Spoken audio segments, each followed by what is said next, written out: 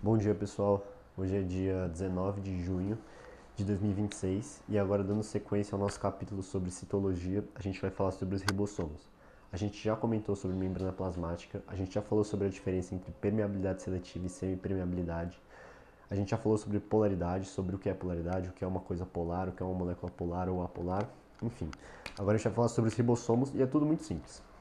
Primeiro, sempre que a gente fala de ribossomos, a gente tem que se lembrar dessa palavra aqui, né? Que é muito fácil de lembrar nos dias de hoje, né? Que todo mundo conhece, todo mundo quer isso aqui, né? São as proteínas. Proteínas.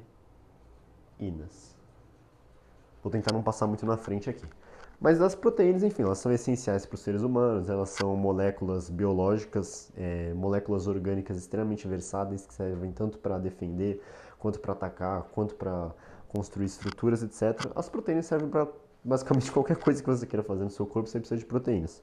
Só que agora não vai ser aula específica sobre elas, mas agora a gente está falando sobre o ribossomo. E a principal produção, a principal função do ribossomo não tem como desassociar das proteínas.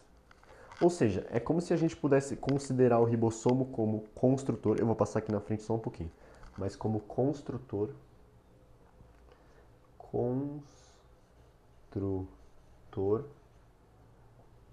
de proteínas. Contudo, mesmo que o ribossomo seja considerado o construtor de proteínas, não é ele que lidera esse movimento. Então, todo esse processo do planejamento de construção é feito pelo material genético, que, enfim, o material genético é o próprio DNA que fica localizado no núcleo aqui da membrana plasmática. A gente já vai falar sobre esse desenho daqui a pouco. Então, ele é o construtor de proteínas, enquanto o DNA, ou material genético, ele seria o chefe de obra. Então, DNA, vou passar na frente rapidinho. DNA é o, entre aspas, lógico, porque isso aqui são organelas, né? O DNA, enfim, é parte das células. DNA é o chefe de obra. Entre aspas, sempre, porque isso aqui não são seres humanos, né?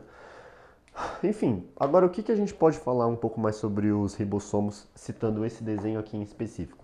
Isso aqui eu desenhei uma membrana plasmática, que já foi comentado em aula. E aqui a gente tem três estruturas, né? Aqui eu fiz o núcleo, que é aqui onde está presente o material genético, então aqui onde estão presentes os cromossomos e o material genético condensado. Aqui em volta é uma coisa chamada de retículo. Eu vou puxar uma seta aqui, ó. Vou entrar, acho que eu vou puxar aqui para cima. É conhecido como retículo endoplasmático granuloso, que eu vou abreviar como REG, R-E-G, retículo endoplasmático granuloso. E a gente tem essas bolinhas aqui, ó, aqui, aqui, que elas estão sempre em duplas, né? Isso aqui são os próprios ribossomos. Então, isso aqui eu vou escrever aqui embaixo, mas são os ribossomos livres, né? Vou considerar assim, vou entrar na frente e já vou sair. Ribossomos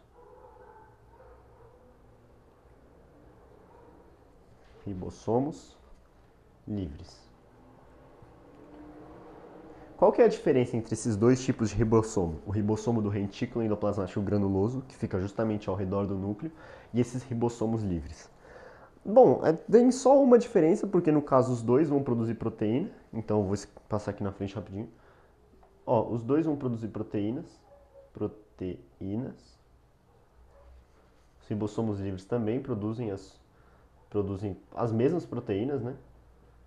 Não tem diferença nas proteínas que eles produzem, óbvio, eles podem escolher qual proteína eles querem, mas não existe uma proteína que só o retículo endoplasmático granuloso faz e uma proteína que só os ribossomos livres fazem, não. A única diferença é que as proteínas que os ribossomos livres fazem, então esses ribossomos que estão dispersos pelo citosol, elas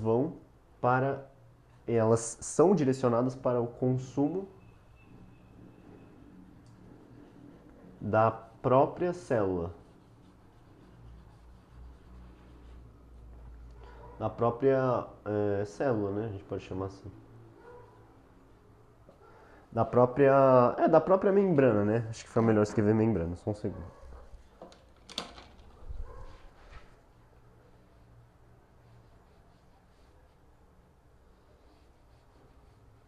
para consumo da própria membrana. Enquanto a proteína fabricada pelo retículo endoplasmático granuloso, ela é direcionada para o meio extracelular. Então vou escrever aqui, ó, meio extracelular. Ou seja, a proteína fabricada pelo retículo endoplasmático granuloso, são essas concavidades aqui ao redor do núcleo, elas são direcionadas para fora do meio extracelular. Elas são fabricadas justamente para serem empacotadas pelo complexo de Golgi, que é outra organela, e elas são enviadas para o meio extracelular, que é tudo que está fora da membrana plasmática. Enquanto os ribossomos livres, que estão espalhados pelo citosol, eles produzem proteínas para consumo na própria membrana da própria célula. Então, os ribossomos são isso, os ribossomos são essas organelas responsáveis por fabricar a proteína, liderados pelo material genético, pelo DNA, que ordena quem vai fazer o quê. A gente já vai fazer uma aula sobre expressão gênica para isso ficar mais claro, e é uma aula que eu gosto bastante, na verdade. Então é isso, vamos para a próxima.